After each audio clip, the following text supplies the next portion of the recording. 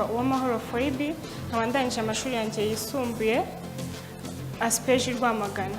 Ndangirije muri Computer Science ariyo IT/Networking. Urumva uri tayari kuba Miss Rwanda? Yego. Kubera iki?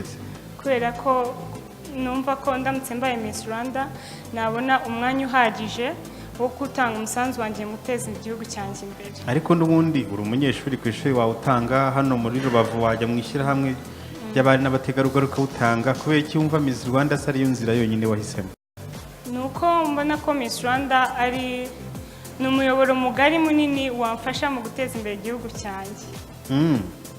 Hari abandi bavuga ko Miss Rwanda nta kimaze, abo rero wababwira iki? Abo ngabo nababwira ko Miss Rwanda ifite ikintu imaze cyane kinini. Hari abajya bavuga amagambo nk'ayo ngayo atari meza. Ndashaka noneho umbwire rero, tubera umuvugizi, uhagaze imbere y'inama nkuru y'igihugu y'urubyiruko, urubyiruko rurateranye n'ibihumbi n'ibihumbagiza, bahaye ijambo Phoebe Uwamahoro ryo gusobanura no kugurisha Miss Rwanda ku rubyiruko kugira ngo ruyiyumvemo. Agire n'icyo abwira babandi bavuga ko nta kimaze bibaye na ngombwa yavaho. Murakoze cyane. Tuguhaye amasegonda 30 yo kutubwira discours usapotinga Miss Rwanda. Murakoze cyane. Ndamutse mpawe amahirwe yo gutanga imbwirwaruhame mbwira abantu kuri Miss Rwanda. Ikintu nababwira ko nuko Miss Rwanda ari umuyoboro mugari munini ufasha umwana w'umukobwa mu gutanga umusanzu we mu guteza imbere igihugu cye ndetse no kugishyigikira abinyujije mu bitekerezo bye, cyane ko kera bavuga ko umukobwa adashoboye ariko ubu ngubu akaba ashoboye, banabyemera babicishe muri Miss Rwanda.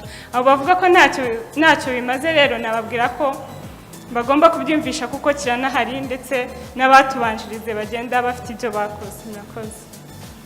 Okay. Umugabo umwe tudahuje uruhu umwe raturutse mu gihugu cy'Afrika y'Epfo n'urugero. Aje mu karere ka Rubavu, arashaka umuntu umubwira ibyiza by'akarere ka Rubavu, byibura akeneye ahantu hatanu, ibintu bitanu by'ingenzi byatuma akarere ka Rubavu kagaragara nk'agafite umwihariko mu tundi turere twose. Phoebe ni waguyeho, umwanya ni uwawe rero, mubwire. Murakoze cyane. Uwo mugabo aramutse aje namujyana ku kiyaga cya Kivu, nkamujyana ku rubohero rwa Rugerero, nkamujyana ku mashyuza, nkamujyana mu mahoteli meza dufite. So Mutesi Jolie, what do you think? It's a yes. You tried. Okay, Mike Karangwa. Phoebe. Yes. Thank you. Nanjye kwa yes.